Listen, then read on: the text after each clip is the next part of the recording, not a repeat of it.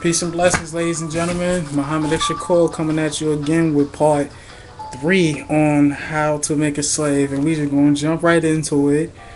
But wait, before we jump into it, I'm going to give you a backtrack as to what happened. I read the introduction on how exactly they did it by comparing us to horses, basically breaking us into the new lifestyle, so to speak.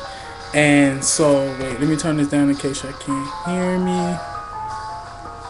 There we go. Alright, and for the second part, I broke down how they. I broke down exactly how they broke us into slavery, how they destroyed the female's perspective, and how they destroyed the male's perspective, and thus effectively rebuilding them. So with the female who I wouldn't say depend, but she did rely on the male to make sure that a lot of things were the way they supposed to be and make sure that she's safe.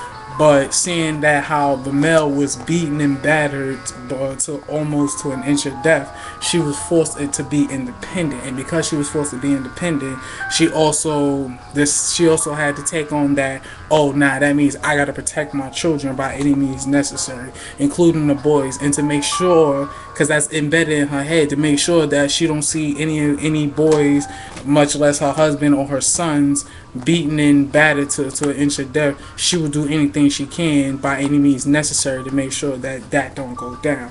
So now I'm gonna go into part 3, and this one's called the Negro Marriage Unit. We breed two niggas with two nigga males. Then we take the nigga males away from them and keep them moving and working. Say this one nigga female bears a nigga female and the other bears a nigga male. Both nigga females being without influence of the nigga male image, frozen with the independent psychology, will raise their offspring into reverse positions. The one with the female offspring will teach her to be like herself, independent and negotiable. We negotiate with her, through her, by her, and negotiate her at will. The one with the nigga male offspring, she being frozen with a subconscious fear for his life, will raise him to be mentally dependent and weak but physically strong. In other words, body over mind. Now, in a few years, when the two offsprings become fertile for early reproduction, we will mate and breed them and continue this cycle. That is good, sound, and long-range comprehensive planning. Warning: possible interloping negatives. Earlier, we talked about the non-economic good of the horse and the nigger in their wild and natural state. We talked we talked out the principle of breaking and tying them together for orderly production. Furthermore, we talked about paying particular attention to the female savage and her offspring for orderly future planning. Then, more recently, we stated that by reversing the positions of the male and the female savages, we had created an orbiting cycle that turns on its own axis forever, unless phenomenon occurred and reshifted the position of the male and the female savages. I know. Our experts warn us about the possibility of this phenomenon occurring, for they say that the mind has a strong drive to correct and recorrect itself over a period of time if it can touch some substantial original historical base, and they advise us that the best way to deal with this phenomenon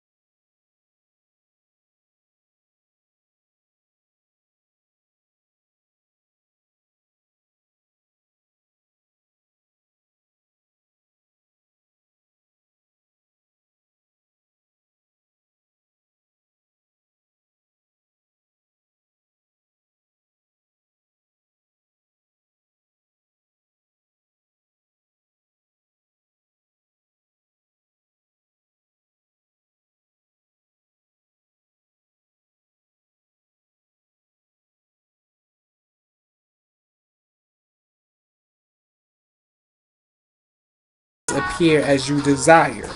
What this means is this: put the niggers in the horse in the breeding pot, mix some asses and some good white blood, and what do you get? You got a multiplicity of colors of ass backwards, unusual niggers running tied to ass backward long-headed mules, the one productive of itself, the other sterile. The one constant, the other dying. We keep the nigga constant, for we may replace the mule for another tool. Both mule and nigga tied to each other, neither knowing where the other came from, and neither productive of itself nor without each other. Controlled language.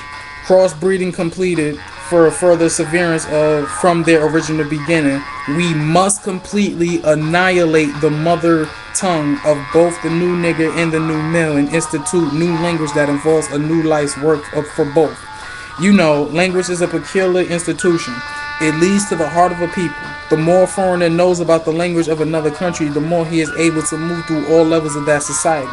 Therefore, if the foreigner is an enemy of another country to the extent that he knows the body of the language, so that extent is the country vulnerable to attack and invasion of a foreign culture. For example, you take a slave. If you teach him all about your language, he will know all your secrets, and he is then no more a slave, for you can't fool him any longer. And being a fool is one of the basic ingredients of and incidents to maintenance of the slavery system. Now I'm going to read that again. Being a fool is one of the basic ingredients of and incidents to maintenance of the slavery system. I repeated that just so y'all can get a better understanding of that one. And we're going to close it with this. For example, if you told a slave that he must perform in getting our crops and he knows the language well, he would know that our crops didn't mean our crops, and the slavery system would break down, for he would relate on the basis of what our crops really meant. So you have to be careful in setting the new language for the slave would be soon in your house talking to you as man to man, and that is death to our economic system. In addition, the definition of words or terms are only a minute part of the process.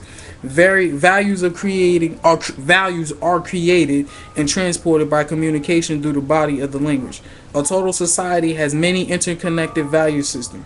All these values in the society have bridges of language to connect them for orderly working in the society.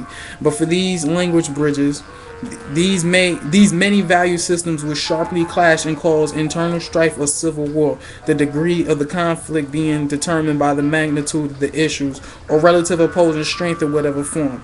For example, if you put a slave in a hog pen and train him to live there and incorporate in him to value it as a way of life completely, the biggest problem you would have out of him is that he will worry you about provisions to keep the hog pen clean or particularly clean, or he might not worry you at all.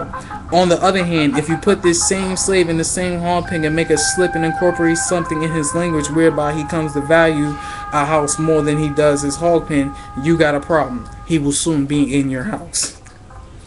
And that concludes on how to make a slave. So I will be coming at you with another video, basically with the extended version of the Willie Lynch letter on how to make a slave.